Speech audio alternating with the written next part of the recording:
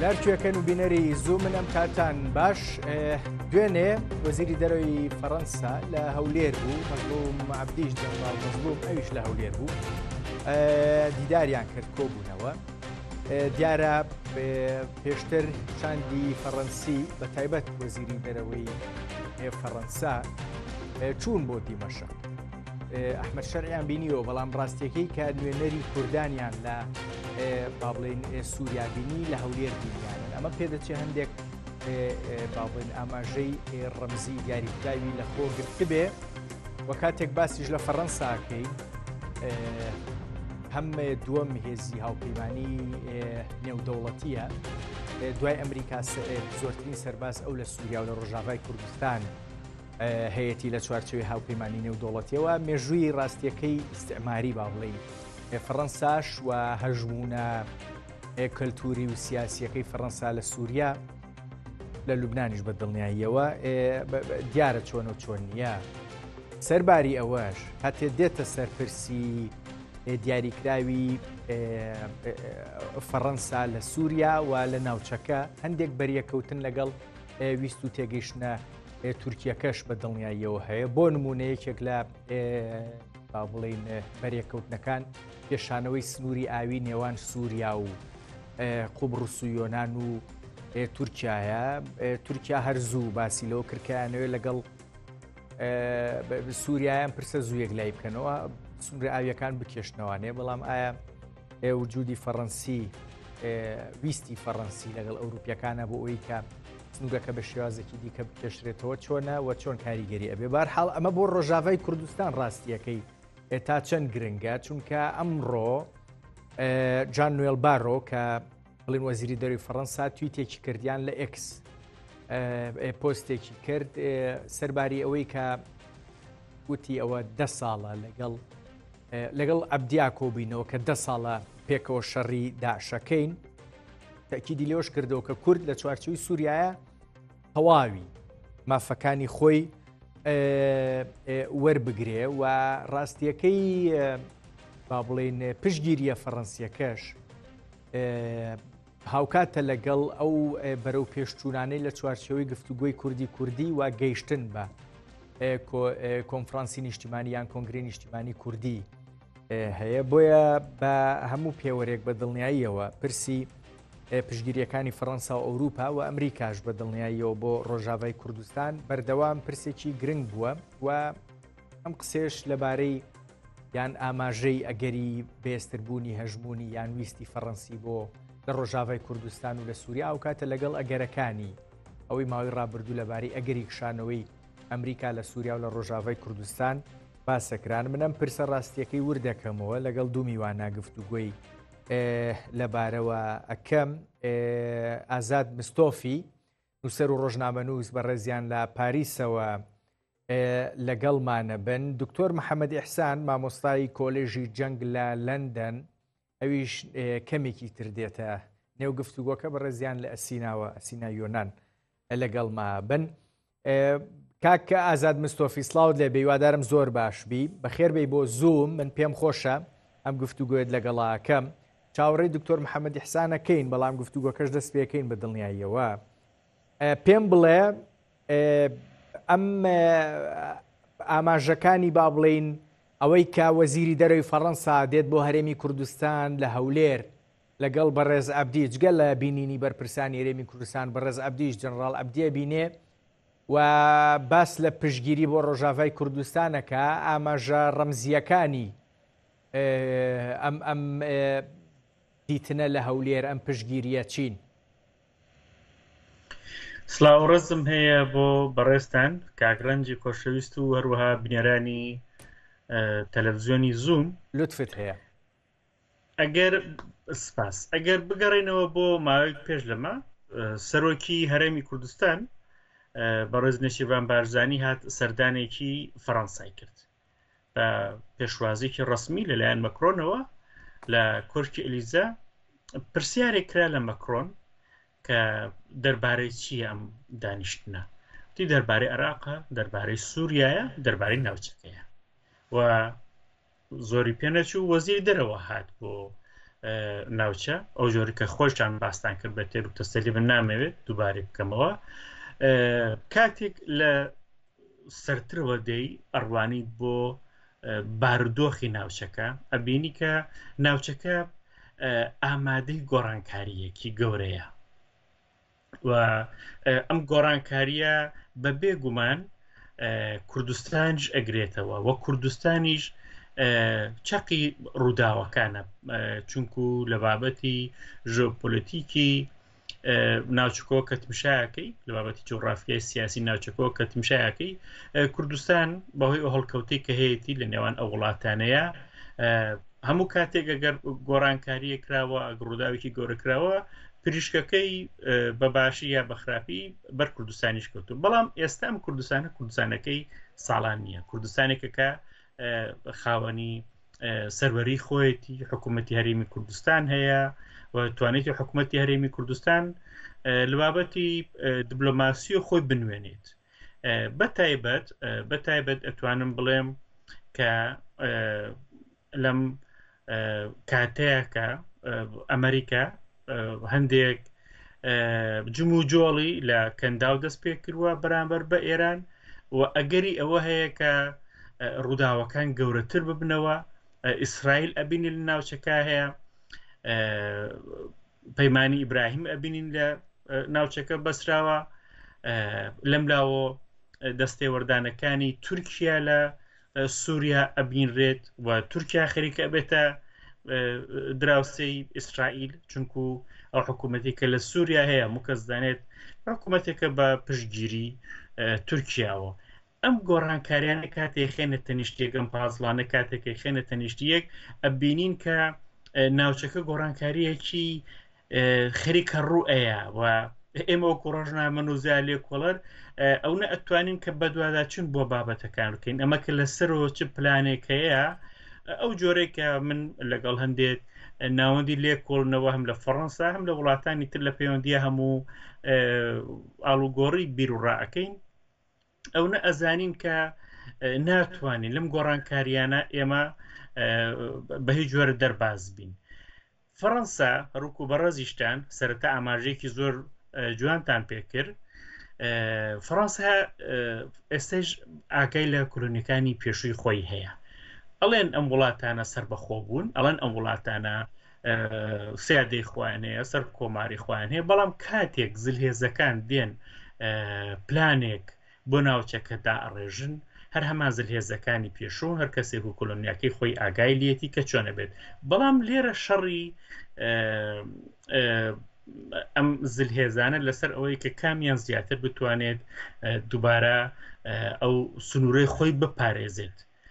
ئەو نەی کە من ئاگادار بم تاواستی کە من ئاگادارم ئەمریکا کە هێزی هێناوتە ناوچەکە ئیسرائیلێکی کە بێ لە ئەو لایەنی کە یاریکارێکی بە قوت ئەبێ لە بواری سەربازیۆ و فەڕەنسایش بۆ بابەتی ئەو بەشانی کە پەیوەندی بە کوردستانەوە هەیە یعنی چ باشوور ڕۆژهەڵات ڕۆژاوا باکوور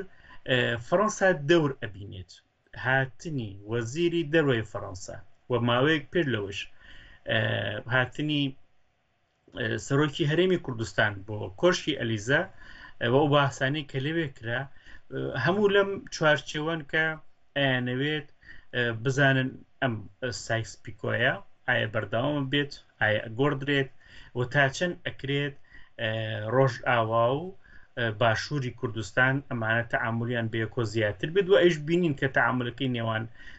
باشووری کوردستان و ڕۆژئاوای کوردستان دانیشتنەکان زۆر ئەرێنیە و باشتر چوونەتە پێش بەڵسەنگاردن بەڕێز مستۆفی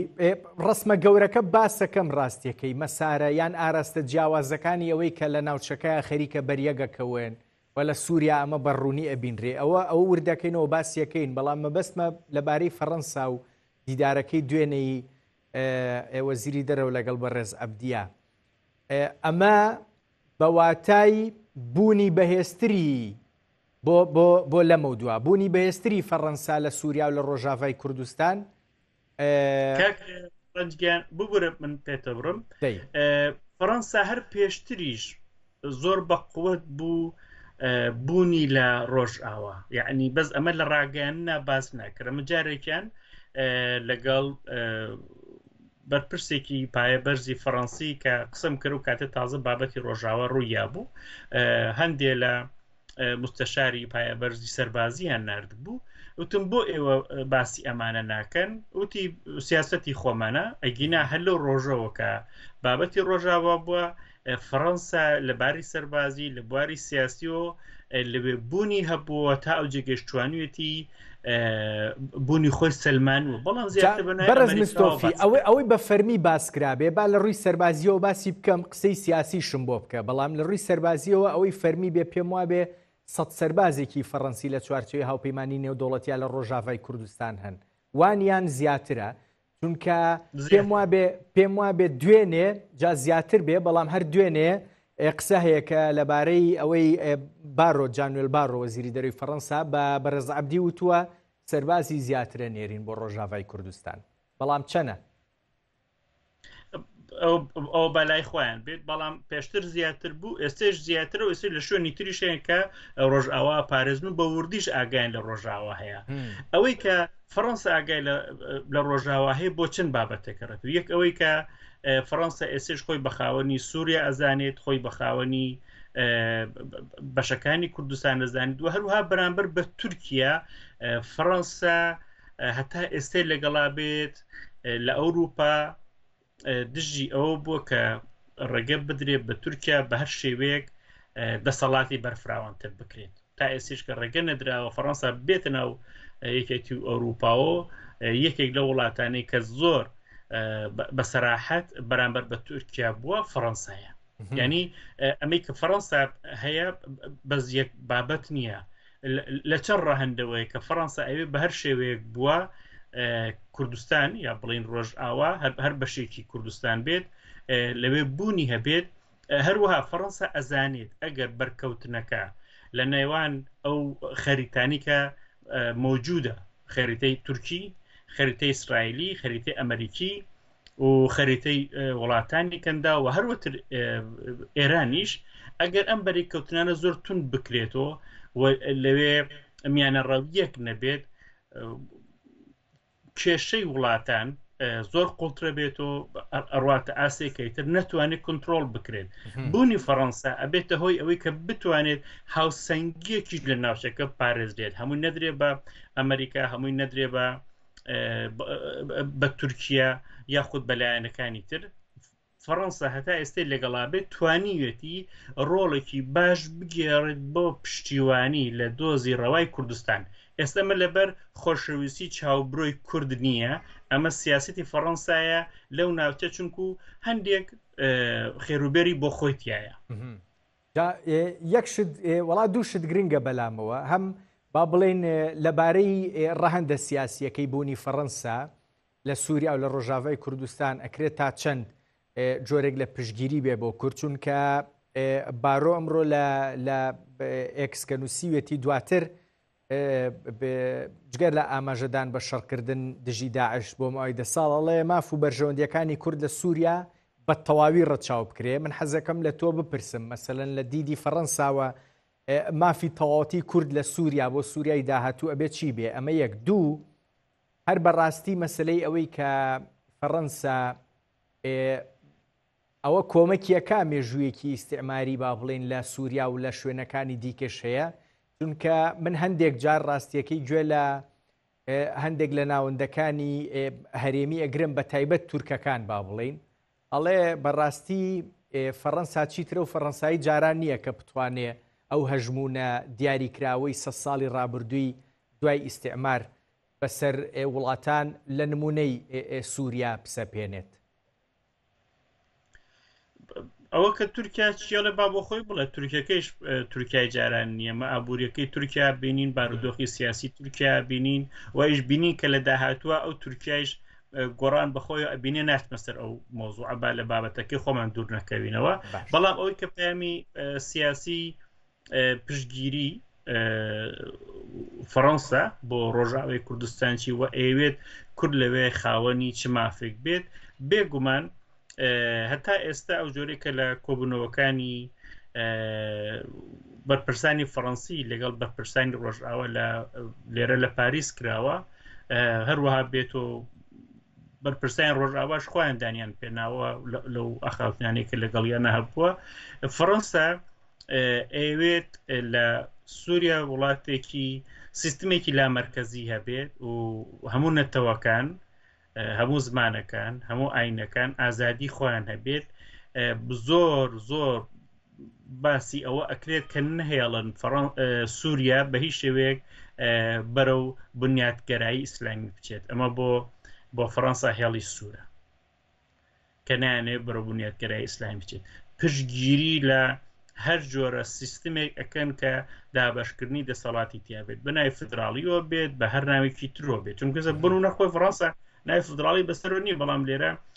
پارێزگاکان هەر وەکو جۆرە فدراڵی تێکیان هەیە ئەمە بۆ فەڕەنسا زۆر گرنگە کە ئەو وڵاتانی کە سیستمێکی دیکتاتۆریان بووە بەرەو ئەوە بچن کە دەسەڵات دابش بکرێت دموکراسیکی هەبێت و لە هەمووی گرنگتر ئەوەی کە کورد بتوانێت لەوێ بوونی خۆی بسەلمێنێت چونکو کورد توانیوێتی هەتا ئێستەی لەگەڵا بێت ئەو بڵێ پێوەرانی کە یەکێتی ئەوروپا باسی کردووە تاوجێکە بۆی کراوە لەو دوو پارچەیە لە باشوور و لە ڕۆژئاوا بە باش یا بەخراپ توانێتی جێبەجێ بکات دموکراسیەتێکە یەکەم تا کورتێک چوزانم ئافرەت مافی خۆی هەیە ئاینەکان مافی خۆیان هەیە زمانەکان مافی خۆیان هەیە ئەمانە بۆ ئەوروپا و بە تایبەت بۆ فەڕەنسا زۆر گرنگە و ئەم هەمە ڕەنگێش ئەگەر لە داهاتووی سووریا نەبێت سووریا دووبارە بەرەو دیکتاتۆریەت بڕوات بێگومان ناوچە تووشی زۆر کێشە و ڕوودا و جەنگی تر ئەبێت کە وڵاتانی ئەوروپی و بە تایبەت فەڕەنسا ئەمایان ناوێت باش باسی تورکیات کرد ڕاستیەکەی و بەریەکەوتنەکە لەگەڵ ویستە فەڕەنسیەکانە پێم بڵێ فەڕەنسا ئەتوانێت هەر ڕەشەی تورکی ڕابگرێ هەندێک باست کرد کە تورکیاش تورکیای جاران نییە و قسەی تورکەکانیش دیارە بەرامبەر بە فەڕەنسا چۆنە بەڵام ڕاستیەکەی لە ڕابردووە هەندێک جار بینیومانە تورکیا توانیوێتی ئیستیفزازی وڵاتانی ئەوروپی بکە و تەنانەت دیاری لە نێوان رووسیا و ئەمریکاشا کرد تورکیا ئەتوانێت بۆ لە ئێستەوە بۆ داهات و ڕاستیەکەی چیترە و کارتانەی بەردەستی هەیە یعنی لانی کەمی کارت باسی بکەی ئەکرێ باسی کارتی پەنابەران بکەی ئەمانە ماون بۆ تورکیایان نەخێری تر وردە کارتەکانی دەستی لاوازە بن لە پەیوەندی نێودەوڵەتیە کاتێک سەرنجی یعنی لە مێژوو پەیوەندی نێودەوڵەتی کاتێک سەرنجی تورکیا ئەدەیت تورکیا وڵاتێک بووە هەرگیز هیچ لایەنێک نەیتوانیوە باوەڕ و متمانە بکات بۆ عەقدەی کە لەگەڵ تورکیای بەستێت خۆی ڕوخانی عوسمانی لەبەرچی بوو ئەگەر بێ بە مێژووە بڕوانی هەتا ئێستا لەم لاوە تورکەکان ئەڕۆشتن لەگەڵ بلۆکێک دانیشتن و ئەغدیان نووسی لەم لاوە هاتن لەگەڵ کێتی سۆڤێت ڕێکەوتن هەتا ئێستێ لەگەڵا بێت تورکیا هەمیشە هەر بەم نوع یاری کردووی کە جەنابە باسێکە زۆر بە جوانی بوو هەمیشە یاری کردو لەم نێوانەیە ئەزانی بەڵام تاکە دەتوانێت ئەم یاریە بکات تا ئەو کاتێک کە ئێمە بینین لە ناوچەکەیە لێگەڕاون تورکیا خۆی بەربڵاوتر بکاتەوە بۆ وڵاتانی زلهێز ڕێگەیاندا بە تورکیا خۆی ئاوا بێت بەربڵاو بکات و بە ناوچەکەیە کاگازات ڕێگەیاندا یان ڕاستیەکەی تورکیا خۆی توانی ئەمە بکە نا ڕێگەیاندا چۆن من نمونەیەک بۆ بەڕێستانە گێرمەوە ئومێدوارم کاتی بەرنامەکەتان نەگرتوێت چونکو میوانەکەی تریشتان نەهاتۆ پێم وابێ کاتم هەیە کە ئەمەتان بۆ باز بکەم هەر بۆ ئەو بینەرانەی کە حەزیان لێ زیاتر لە مێژوو پەیوەندی نێودەوڵەتی و ئەمانە ئاگادار بن کاتی خۆی ئەمریکا بە ئەنقەس ڕێگەیدا یەکێتی سۆڤێت باڵ بەسەر زۆر وڵاتە بکاتەوە خۆی گەورەتر بکاتەوە بۆ ڕێگەیدا لەبەر ئەوەی کە ئەیزانی یەکێتی سۆڤێت توانای ئابوووریەکەی چەندێکە ئەیزانی کە یەکێتی سۆڤێت تاچە ئاس ئەتوانێت لە بواری سیاسی سەربازی پشتگیری ئەو وڵاتانە بکات کە ئێستا بەشێکن لە یەکێتی سۆڤێت ئەو بۆ گشتلێک نەبوو تیبا ئەو تاوجی ئەتوانێت باڵی خۆی پیشێن بەسەر ئەم وڵاتانیە ئەیزانی کە یەکێتی سۆڤێت لە قۆناغێکە خۆی ئەپوکێتەوە بۆ تورکیا ڕێک هەمان بابەتە بۆ وڵاتانی ئەوروپی و ڕۆژاوایی و ئەمریکا هیچ مشکلێک نییە با ئێران سەردەمانێک ئەیود من لە دەریای کوێوە تا دەریای کوێ 5 پێتەختی ئەم وڵاتانە هەمووی هی منە ئێران چی لێ هات بینیمان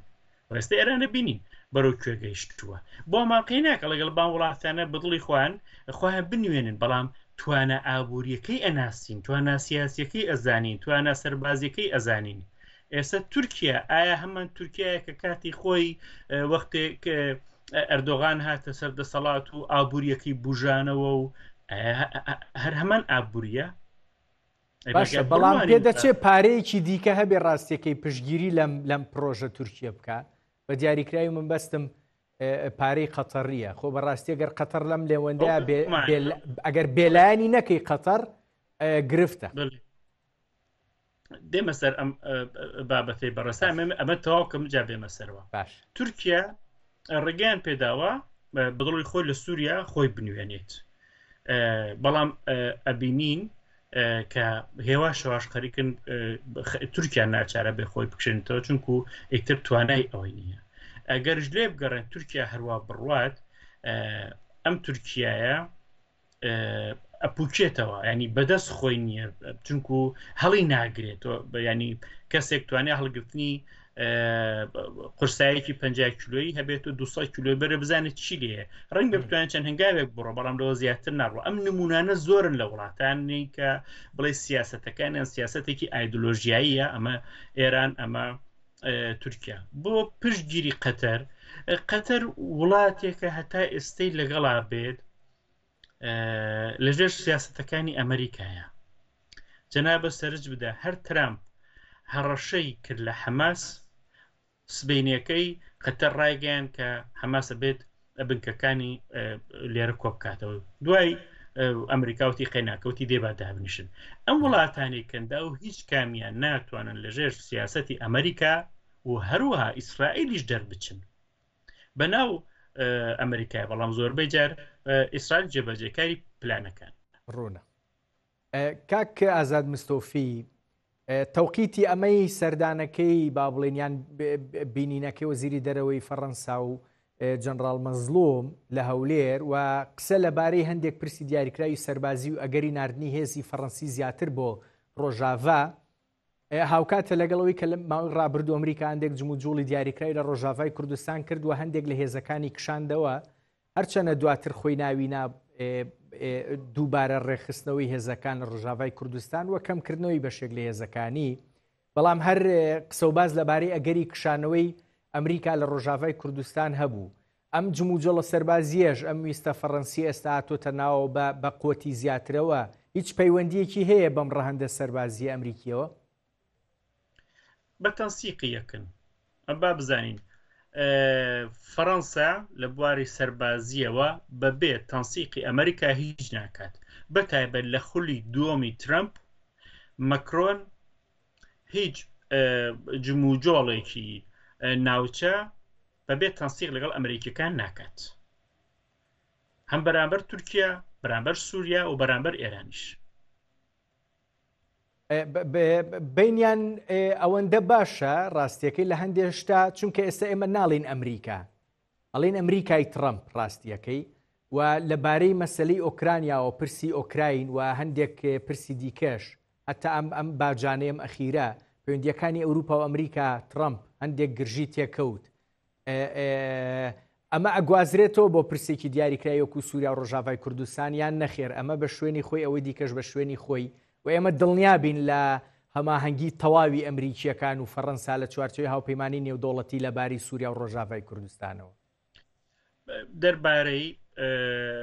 وڵاتانی کەندا و دەربارەی ڕۆژهەڵاتی نێوەڕاست بە تەنسیقی تەواوەیە بەڵام بۆ ئوکراینیا هەروەکە بەڕێستان باستان کرد جیاوازی بیرروڕا هەیە ئەمان بەم نوعەنی کە بۆ هەموو شت کتومت بێکۆ بن بۆ هەر شوێنێک تەنسیقی خۆیان هەیە بەڵام بۆ ئێران بۆ وڵاتانی کەندا و بۆ عراق بۆ سووریا فەڕەنسا و ئەمریکا بەڵێ تەنسیقانەیە بێکەوە باشگەرسەرجیش دابێت کاک ڕەنجەگەر سەرش دابێت مەکرۆنی ئەم جارە زۆر دژە ئێرانیش هەر ترەمپ هاتە سەرکارێکم شێ کە داوای کردوتێ بێ مەکانیزمی ماشا بە دژی ئێران زوو کارا بکرێت و هەر ترەمپی هەر مەکرۆنی کە جاری پێشوو هەوڵیدا ترەمپ و وەزیری دەرەوەی ئێران بێکۆ لە ڤێلاکی تەنیشتی خۆی دابنیشن بزانانی کاک کازاد مستەوفی ئەوەی کە فەڕەنسا ڕاستیەکەی زۆر جار لەبارەی ئەگەری بەهێزکردن و ئەم جارە بە تایبەتی لەبارەی ئەگەری زیاترکردنی هێزی سەربازی لە سووریا و ڕۆژاوای کوردستان باسیەکە ئەی بەستێتەوە بە شەڕ دژی داعش. بۆچی تا ئێستا سەرباری ئەوەی لە دیمەشق ئیتر پرۆسێکی سیاسی حکوومەتی دروستکراوە دەسەڵاتێک هەیە و جۆرێک لە با بڵێن دەست و پەنجە نەرمکردن لەگەڵیا هەیە، بەڵام بۆ پرسێکی وەکو شەڕی داعش، شەڕی تیرۆ هێشتان چاوەکە زیاتر لەسەر هێزەکانی سووریای دیموکراتە لەسەر کوردە هەسەدەیە نەپەڕیوەتەوە بۆ دیمەشق. متمانە لەو بارەیەوە بەڵێ لەبەرەوەی کە جۆلانی خۆی هەتا دوێنێ بەشێک بۆ لەو سیستەمە هیچ متمانیان پێی نییە لەو بارەیەوە. من باوەڕ ناکەم بێمتمانە بن پێی، بەڵام بێگومان هەموو ئەو هێزانی کە دەوروبەری هەن ڕنگ بێت وەکو جۆلانی ئەحمەد شەر نەبن ئێستێش لەگەڵا بێت دنیای دەرەوە بە هیچ شێوەیەک باوەڕ ناکات بەو هێزانەی دەوروبەری ئەحمەد شەر کە بتوانن هەمەڕەنگی سووریا قبول بکەن چونکە راپۆرتانی کە هەیە لە میدیای دەرەوە منەی خوێنمەوە باسیەکات ئەو سەردانانی کە بینیمان وەزیری دەرەوەی ئەڵمانیا ڕۆی ئەحمەد شەر چۆن هەڵسوکەوتی کرد لەگەڵ تۆ کاتێ لەگەڵ وەزیری دەرەوەی ئەڵمانیا کە ئافرەتێکە خانمێکە خاتونێکە من هەرسێکی بەکارە بەمنەوە ئاڵسوکەوتەکەی بڵێ لەگەڵ ئافرەتانی وڵاتەکەی خۆچون هەڵسوکۆت بکەین نەگۆڕاوە ئەم تێگەیشتنە کاک ئازاد مستەوفی ڕاستیەکەی وابوو، بەڵام وردە سەردانە دوولانەکان ئەمانە چن بۆ دیمەشقی بڵێن سووریەکان بە تایبەت شەیبانی وەزیری دەرەوەی سووریا ئەچێ بۆ ئەوروپا لە فەڕەنسا بوو چوو بۆ بەلجیکا. خەریک نییە تێگەیشتنە سیاسیەکان لە ڕاندە سیاسیەکە باسی سەربازیەکەمان کرد پێچێ هێشتان بێمتمانە بن بە هێزەکانی دیمەشق بە تایبەت لە بەرەوەی چەکدارە بیانیەکانی تیا، بەڵام لە ڕاندە سیاسیەکەیە وردە خەریک نییە جۆرێک لە متمانە گەر لاوازیش بێ لە نێوان ئەوروپیەکان و بۆ دیمەشق دروستە بێ. زەحمەتە پێ ئەچێت ئەو متمانەیە دروست بێت ئەزانی ئەو متمانەیە و بە ئاسانی دروست نابێت چونکو بینیت ینی ئەحمەد شەر خۆ بڵێ چەڵبژارنێکە نەبوو بەسەر کۆمار خۆی کرد بەسەر کۆمار. لە چی نیگەران بوون بە دیاریکراوی؟ یعنی پرسی زۆرمان بینی لە دیمەشق دەستور نووسرایەوە دەستورە کاتیەکە خۆ بە سەرۆکردنەکەی شەرع هەبوو، هەندێک پرسی دیکە دانانی وەزارەتەکان دروستکردنی حکوومەت جار ڕێکەوتنێکی دیاریکراو لەگەڵ کووردا ئەکرێ و ئیتر ڕەهەندە سەربازیەکەی زیاتر جێبەجێەکرێ. ئەوروپیەکان لە چیا هێشتان پێدەچێت لە شەرع لە دیمەشق نیگەران بن؟ ئەبێ ئەزمونێک لەم حکوومەتە ببینین تا ئێستا شتێکیان نەبینیوە ئەزانی هەتا ئێستا لەگەڵا بێت ئەوان شتێکی دیاریکراویان لە ئەحمەد شەر و دام و دەستگەوت دەسەڵاتەکەی نەبینیوە هەتا ئێستا لەگەڵا بێت ئەو هێزانەی کە لەگەڵ ئەحمەد شەر زۆر بەتونی پشتگیری بنیادگەرایی ئیسلامی ئەکەن ئەمە مەترسیدارە زۆر بۆ وەزیرەکانی هەر ئەو کەسانن کە لە هێزەکانی خۆی بوون پێشتر بە جلوبەرگی توندڕەوی بنیادگەرایی ئیسلامی و بوون هەتا ئێستا لەگەڵا بێت ئێوە لەو حکوومەتەی یا لەو دەوڵەتەی کە دایناوە نابینیت کە هیچ وەزارەتێک بە نەتەوەکانی تر بە ئاینەکانی تر بە دیاریکراوی یعنی جواندابەش کرابێت درابێت و خەڵکەکەی خۆشی بەتابەتە و دروزەکان ئەوان لەوێ هەرنا هەر کورد نییە کە ناڕازیە زۆر خەڵکی تریشەیەکە ناڕازیە بۆیە پێ ئەچێ دەکرد ڕۆژ ئاوا بێ متمانەکە بە ئەحمەد شەر زۆری ماوە لە هەمووی گرنگتر چارەسەر نەبوونی کێشەی ڕۆژ ئاوای لە سووریا چونکو کێشەی ڕۆژاوای کوردستان لە ئەوروپا لە دنیای دەرەوە زۆر بە وردی پێداچوونەوە و بە دوواداچوونی بۆ ئەکرێت بۆ ئەم بابەتە بەڕاستی هەتا ینی من ئەمە قەناعەتی خۆمە لە وڵاتانی کە کوردی تایە هەتا کێشەی کورد چارەسەر نەبێت ئەو وڵاتە ناتوانێت خۆی وەکو دیموکراتێک بە دنیای دەرەوە بناسێنێت ئەمە زۆر گرنگ ئەمە بووە بە قەناعەتی ئەوروپیەکانیش کاک ئازاد بەڵە چونکو دیارە زانانی خۆ باسی کورد نییە لێرە باسی هەمەڕەنگی ئەو وڵاتەیە سووریا بەس کورد نییە کە تیاژی نەتەوەکانی تریشی تایە ئاینەکانی تریشی تایە ئێستا لە هەندێک ناوچە هەر بۆی نییە هێزەکانی بڵین ئەحمەد شەر بڕۆنە ئەو ناوچانە چونکو نایانتوانین متمانی خەڵکی خۆیان بەدەست بێنن ئەمە پێچێت ئەمە زۆری پێچێ هەتا ئەوەی کە ئەوروپا بتوانێت باوەڕ بکە بە ڕۆژاوە بۆ یەکیش دێت پشتگیری کوردەکە چونکو کورد ئەزانێت داوای دیموکراسیە دەکات کورد ئەو هەمڕەنگەی خۆی چەساوە بووە تا ئەوجێ بتوانێت ئێستەوەی کە ئەمەی بینین ئومێدوارم لە داهاتوو هەروە بێت ئەوانیش نبن بە چەوسێنەر ئەمە ئەبینێت بۆی پشتگیری ئەکات باش کاگازات جا لە بەرامبەرە ڕاستیەکەی مادەمان پشتگیریە هەیە و ئەوروپیەکان ئەوانەی دیکەش خەریکن تەنانەت ئیسرائیل چەند جارێک بەڕاستە و خۆ بە با بڵین ئاشکرا باسی لە پێدانی ماف بە کورد کردووە و توێتی ئامادەی هەموو مەسەلەن پەیوەندیەکی شین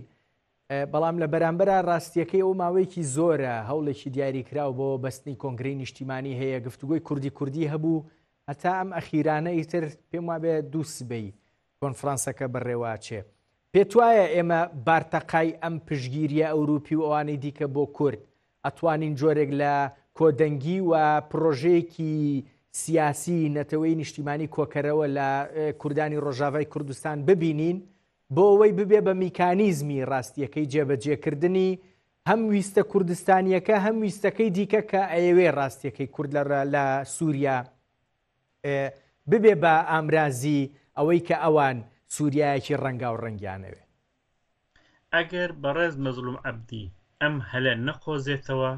بێگومان هەم بە زیانی خۆی کەسایەتیەکەی بڵین هەسەدە هەم ڕۆژاواشتەوە ئەبێت بە تەنیا توانێ ئەمە بکە ئەمە پرسیارە بێت لە خۆی بکرێت بەڵام کاتێککە بینی ئامادەیە بچێت لەگەڵ ئەحمەد شەرع بنیشت بەڵام ئامادەنیە لەگەڵ هەندێلانی کوردی دابنیشە بەداخۆ دەردە کوردەیەکە لە بڵێ لە پاشای تری کوردستانیشە ئەبیندرێت ئێمە وەکو کورد زۆر جار ئەو دەرفەتە باشانەمان لە دەستداوە لە درێژایی مێژووە هەتا ئێستێ لەگەڵا بێت ئەگەر لەم کاتە گرنگایەکە جیهان بەرەو جیهانی ئێمە ئەڵێم بەرەو گۆڕانکاری ئەچێت نەتوانین لەم گۆڕانکاریانە سوودی خۆمان وەربگرین ئەوەی کە لە عەرەبیا پێوترێتە سەرسوڵی باتڵ ئێمە هەر سوڕانەوەیەکی باتڵە بە دۆری خۆمانە کە یەن و ئەڕۆن بە هیچ نابین بڕوانە کاکە ڕەنجگیان ئێستا ئەگەر سەرنج بدەیت ئێمە وەکو کورد حکوومەت نین ئێمە وەکو کورد یعنی ئەو حکوومەتانەی کە حاکمی ئێمەشن خۆیان هیچ نین یعنی ئێران بڕوانە تورکیا سووریا عێراق ئەمانە هەمووی زلهێزەکان دێن خەریتەی بۆ دائەنێن و ئەی گۆڕن زانی یعنی بەتەنانەت ئێرانیش کە ئەمەنە باوەڕی بەخۆیەتی لە درێژایی مێژووە هەموو ئەم حکوومەتانە زلهێزەکان هاتوون بۆیان دیاری کردووە حاکمیان بۆ داناوە هەموو شتێکیان بۆ داناوە لەوەها زروفێکە کوردێک کە خاوەنی هیچ نییە ڕووکڕاست بەشگە ئیرادەیەکی نەتەوەی نەبێت کە هەتا ئێستا هیچ حکوومەت و دەسەڵات و سوپایەک نەیتوانی لە ناوی بات کورد بێت لەم کاتانە لەم دەرفەتانەیە ئەو پەڕی کەڵکی خۆی وەربگرێت من قەت قسەی مامۆسایەکی زانست سیاستەکانم هی خۆم بوو لە بیرم ناچێت ئەیوت کە ئەم وڵاتانە ئەو تازە بە وڵاتیش ناوی ئەبرد ئەو وڵاتانی کەندە و ئەوی خۆیان خاوەنی ئەوە نین کە بتوانن گۆڕانکاری دروستکەن تەنیا ئەو نەئەتوانن کە لە گۆڕانکاریەکان ئەو پەڕی سوودی خۆیان وەربگرن ئێمە هەرەوەمان لە توانایە ئەگەر ئێمە ئێستا لەم کاتیان نین ئەم کێشەی نۆماڵە تەواو نەکەین وە سوود وەرنەگرین لەم دەرفەتانە بێگومان ئەو جیلە لە داهاتووە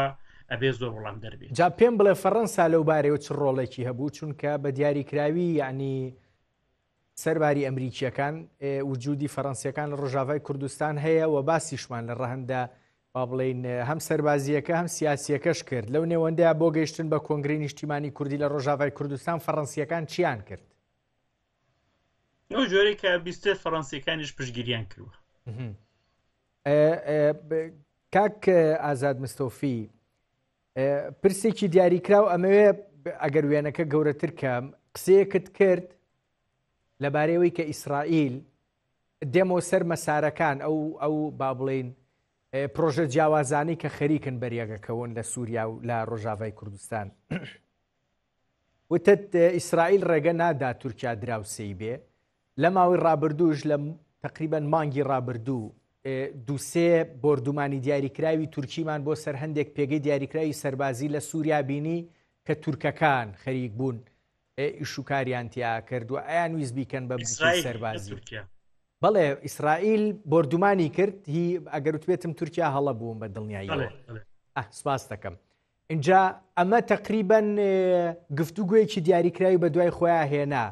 ئەوەستێ لەم شوێنە ئیسرائیل تورکیای وەستانووە یان پێدەچێ بێدەنگی بێ بۆ قۆناغێکی دواتری ململانێکە بەریەککەوتنەکە بێدەنگیە بۆ قۆناغێکی دواتر ململانێکە کە چۆنە بێ ڕنگ و خەت و خاڵەکەی چۆنە بێ ئەمەی کە چۆنە بە ڕاستیەکەی من وەکو ڕۆژنامەنووسێک و لێکۆڵەڕێک ناتوان بە دیاریکراوی بێم هەنگاو بە هەنگاو باسی بکەم ئەمە یعنی لە توانای منە نییە بەڵام بێگومان ئەوەی کە ئێمە ئەزانین لەم پەیوەندیانەیە ئەوەیە کە تورکیا ناچار ئەکرێت لەو سنوورەی کە هەیە ینی هاتوتە ناو خاکی سووریا ئەمانە بەجێ بێڵێت ناچار ئەبێت گەڕێتە سەر شوێنەکانی خۆی ناچار ئەبێت لێ بگەڕێت خەڵکی سووریا خۆی چارەنووسی دیاری بکات کاڵی شوێنەکانی خۆی کاک ئازاد مستۆفی هەر لە خاکی سووریا بەڵام ئەو شوێنانەی کە هی کورد بوون تورکیا نەخێ لە تورکیا باشە لە تورکیا بەڵێ بۆ سنووری خۆی بۆ تورکیا هەروەها بێتەوە ڕنگ بێت ناوخۆی تورکیایش ئەم بارودۆخە نەبێت کە ئێستا ئەیبینین لە داهاتووە گۆڕانکاری گەورە بەڕێگاوە بێت. باشە چی لەبارەی ئیسرائیلەوە لە شوێنەکانی خۆی مێنێتەوە یان نا چونکە ڕاستیەکەی لە کۆبوونەوەی نازانم چەند ڕۆژی ڕابردوو سیناتۆرێکی ئەمریکی لە دیمەشق بوو سەرۆکی لیژنەی هێزە چەکدارەکانە و سەرۆکی لیژنەی پەیوەندی دەرەوەیشە پێم وابێ لە کۆنگرس هاتۆ قسەی بۆ بلۆمبێرگ کردووە بە قسەی ئەو بە قسەی بلۆمبێرگیش ڕاستیەکەی گوایە ئەحمەد الشەرع وتوێتی من هیچ گرفتێکم لەگەڵ لەوان نیە پەیوەندیکی ئاسایی با بڵین لەگەڵ ئیسرائیلا هەبێ و بۆ مەساری ڕێکەوتنی ئیبراهیمیش من دژ نابم و ئەڕۆم لەگەڵیا کەواتە شتەکان بە گشتی زیاتر بە خزمەت ئاراستە ئیسرائیلیەکەیە نەک ئاراستەکەی دیکە. کاگرنج کوردی ڕۆژئاوا و بە تایبەت بەڕێوەبەرایەتی ڕۆژاوە لەگەڵ ئیسرائیل لە پەیوەندی هەیە و ئیسرائیلیش پشتگیریانەکات پەیمانی ئیبراهیمیش کە بەڕێستان ناوتان برد هەر خۆی پشتگیریە لە داهاتووی کورد. سپاس دەکەم یەک پرس بۆ من گرنگە کاک مستەوفی مەسلەی بەریتانیایە پێش ئەوەی بێمە بەرنامەکەوە چونکە بەریتانیاش ڕاستیەکەی لە چوارچەوەی مێژووی ئیستعماری هیچی لە فەڕەنسا کەمتر نییە لە ڕۆژهەڵاتی ناوەڕاست و قسەیەکیش هەبوو لە سەرەتای ئەم ڕووداوانەیە قسەیەک هەبوو کە ئەگەر تورکیا بە دیاریکراوی لە پشت ئەحمەد الشەرع ئەوە بێ بەڵام ئەوەی دیکە کە هێزێکی گەورەترە و لە پشت شەرع ئەو وەستاوە پێدەچێ هەواڵگری بەریتانی بێ و ئەمانە زیاتر ئیشی بەریتانیا بوو بن اینجا تورکیا بیرکردنەوەی جیاوازی بەریتانیەکان و ئەوروپیەکان لەبارەی سووریاوە هەیە چونکە پێشوەی بێمە بەرنامەکە وەکو گوتم سەربارەوەی ئەوروپا هیچ هەنگاوێکی دیاریکراوی نەناوە، بەڵام بەریتانیاڵێ لەبارەی دارایی و لەبارەی وزەوە من سزاکانی سەردی مەشق لا بم. ئەمە جیاوازی بیرکردنەوەی یان تەنها نا ئیتر وردەوردە ڕێکارێکی بەریتانیە کە پێدەچێ ئەوروپیەکانیش دوای کەون. فایلی سووریا بە فەڕەنسایە، ئەنی بەریتانیا هەرچیەک بکە بە دڵنیاییەوە پێ ناچێت کاریگەرێکی دیاریکراوی هەبێ، سزاکانیش لابەرێت. بەریتانیا هەرچێ بکە لە سووریا بە تەنسیق لەگەڵ فەڕەنسایە. ئەی ئەمریکا چی؟ ئەمریکاش کۆمەڵێک داواکردی بڵین داواکاری دیاریکراوی بە ئەحمەد شەرع داوە، هەندێکیان ڕەهەندی سیاسیان هەیە، پەیوەندی بە فۆرمی حکومڕانیەکە هەیە، هەندێکی پرسی سەربازیە بۆ دروستکردنی سوپایەکی هەمە ڕەنگ، ئەوەی دیکەی پەیوەندی بە شەڕی داعشەوە هەیە. تۆ قودرەتی ئەوە لە حکومەتەکەی شەرع بینی ڕاستیەکەی ئەم هەموو داواکاریە کۆ بکاتەوە و ئیدارەی هەمووشی بە ئەوروپیەکان، ئەمریکا، ویستی ئیسرائیل، لەوێەوە تورکیا دەستی ناوەتە بینی ڕاستیەکەی و کۆمەڵێک داواکاری قورسی بۆ شەرع داناوە، بە دڵنیاییەوە عمقا بڵین قوڵایی عەرەبیەکەی شەیە بۆ ئەحمەد شەرع. ئەتوانێ ئەم شەرعە هەموو ئەم پرسانە هاوسەنگ بکە؟ ئەگەر ئەحمەد شەرع بێوێت بەڕاستی وەکو سەرکۆماری سووریا بناسرێت، ئەگەر بێوێت سووریا وەکو خۆی بمێنێتەوە، ناچارە داواکاریەکانی ڕۆژئاوا بەگشتی قبول بکات و جێبەجێ بکات. ئەگەر بێزگە ئەمە بێت، ئەحمەد شەرع هەم خۆی و هەم وڵاتەکەی ناتوانێت بەو نۆعی کە دڵخوازێتی بەرەو ئایندە بڕوات. ئەخیر پرس حەزەکەم لەگەڵ تۆیا باسی بکەم، مادەم لە پاریسی و زۆریش باسی فەڕەنسامان کرد. ئەمڕۆ هەم ئێران هەم فەڕەنسا لەبارەی گفتوگۆی ئەتۆمیەوە، ئێران ئەڵێ ئامادەین دووبارە بچینەوە بۆ ئەوروپا لەگەڵ فەڕەنسا، لەگەڵ ئەڵمانیا و لەگەڵ بەریتانیاش کۆ ببینەوە، ئەوەی پێشتر پیان و ترۆیکا گفتوگویەکی دیاریکراوە هەبوو پێشۆی لەگەڵ ئەمریکای گفتوگۆ بکەن بۆ پرسی ئەتۆمی، ئەڵێ ئامادەین بچینەوە ئەوەیە گفتوگۆکان دەست پێ بکەینەوە. فەڕەنسا ژەڵێ پێشوازی لە ئەگەرێکی لەو شێوەیەکەین. چیەوە دووبارە ناوی فەڕەنسا و ئەوروپا بۆ پرسی گفتوگۆی ئەتۆمی ئێران هاتۆتەوە پێش؟ ئێرانیەکان زۆر زیرەکن لەوەی کات بکڕن، ئەوەی کە دێن باسی وڵاتانی ئەوروپی ئەەکەن ئەیانەوێت بەم جۆرە لە نێوان خۆیان و ئەمریکەکان بڵین کەسانی تر شەریکی ترش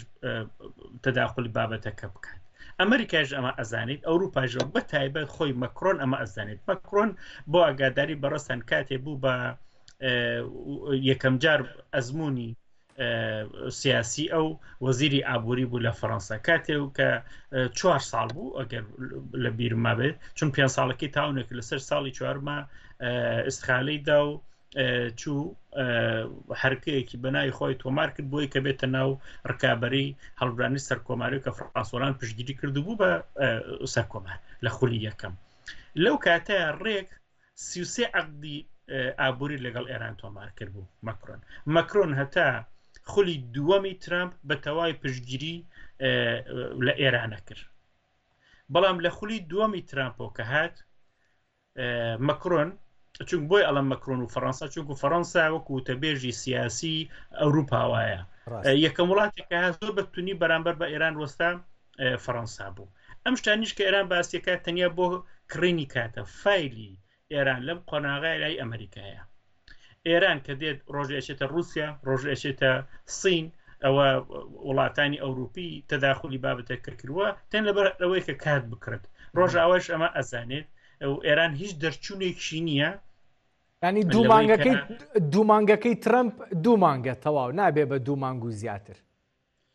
ببێ بە 2 مانگ و زیاتر هەرچنێکیشی لێبێت. بەڵام فایلی ئێران لای ئەمریکایە و فەڕەنسا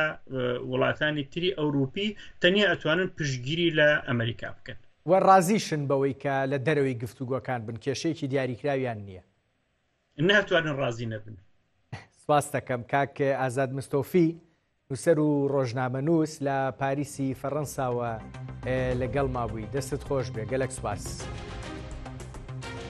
باش، قرار بوو دکتۆر محەممەد حسان مامۆستای کۆلیژی جەنگە لە لەندەن ئەویش لەگەڵمانە بێ، بەڵام گرفتێکی تەکنیکی هەبوو نەمانتوانی بەشداری گفتوگۆکەی پێ بکەیت.